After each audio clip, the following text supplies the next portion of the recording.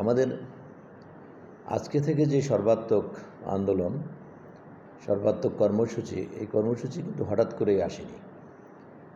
13 March 2024 অর্থ মন্ত্রণালয় সর্বজনীন যে বৈষম্যমূলক পেনশন স্কিম ঘোষণা করে এবং মাননীয় প্রধানমন্ত্রী 17 আগস্ট এটি উদ্বোধন করেন। তখন কিন্তু এই যে প্রত্যয় নামে যে পেনশন স্কিম, এই স্কিমটি ছিল না। হঠাৎ করেই আমরা যখন প্রজ্ঞাপন জারি হলো তখন দেখলাম যে অন্যান্য যে স্কিমগুলো আছে সেই স্কিমের পাশাপাশি এই প্রত্যয় স্কিম ওখানে যুক্ত করা হয়েছে।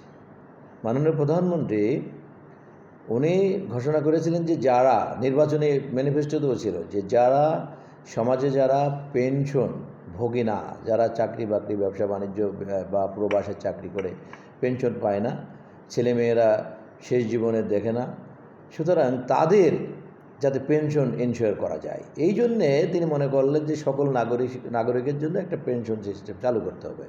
কিন্তু যারা পেনশন সুবিধা পায় তারা তো পেয়েই যাচ্ছে, সুতরাং তাদেরকে ওই সুবিধা থেকে কার্টেল করে নতুন একটি স্কিম চালু করে সেই স্কিমে ঠেলে দেওয়া, এটি তো একটা চরম অন্যায়।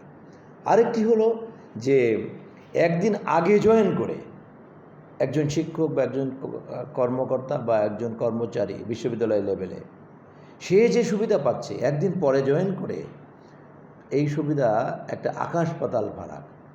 যেমনটি যিনি 30 জুন 2024 আগে জয়েন করছেন তিনি গ্র্যাজুয়েটি পাবেন এবং পেনশন সুবিধাও বেশি পাবেন।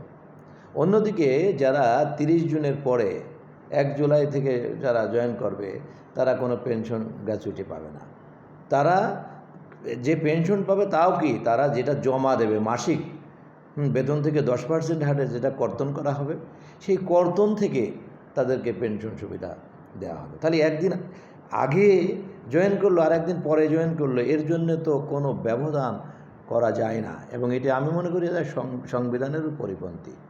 এই জায়গায় আমরা যারা ফেডারেশনের ডাকে আমরা যে সকল পাবলিক বিশ্ববিদ্যালয় এখন আন্দোলনে এসেছি, এটা এক হলো যে এটি চরম বৈষম্যমূলক এবং বিশ্ববিদ্যালয়ে যারা কর্মরত আছে তাদের একটা অপমানজনক একটা জায়গায় নিয়ে যাওয়া। আর 2 হলো যে বিশ্ববিদ্যালয়ে অদূর ভবিষ্যতে এই সিস্টেম যদি চালু হয় কোনো মেধাবী শিক্ষার্থী আর বিশ্ববিদ্যালয়ে আসবে না। যখন দেখবে যে কম মেধা নিয়ে অন্য জায়গায় আমি বেশি সুবিধা পাচ্ছি, সেখানে আমার এত কষ্ট করে আমার এই বিশ্ববিদ্যালয়ে চাকরি করার কোনো প্রয়োজন নাই। আমার অন্য চাকরিতে গেলে আমি কম সময় দিয়ে আমি ওই অন্য জায়গায় গেলে আমি সুবিধা বেশি পাবো। তাহলে যখনই এই মেধাবীরা আসবে না, তখন গবেষণায় বলি আর বঙ্গবন্ধু কন্যা জননেত্রী শেখ হাসিনা 2041 সালের উন্নত রাষ্ট্র প্রতিষ্ঠার কথাই বলি, এই সব কিছু কিন্তু মুক্ত বেড়ে পড়বে।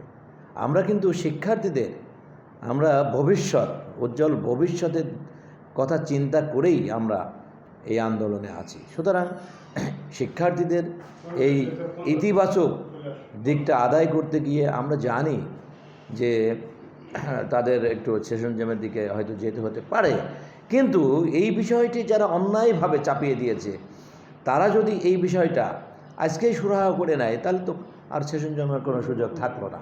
সুতরাং আমরা আশা করছি যে আমাদের প্রিয় শিক্ষার্থীদের সেশন জ্যামের দিকে যারা এই দুরভিসন্ধি করে আমাদেরকে প্রত্যয়ের দিকে ঠেলে দিয়েছে, তারা নিশ্চয় শিক্ষার্থীদের কথা বিবেচনা করে এই প্রত্যয় স্কিম থেকে বিশ্ববিদ্যালয়গুলোকে বাদ দিবে। ধন্যবাদ।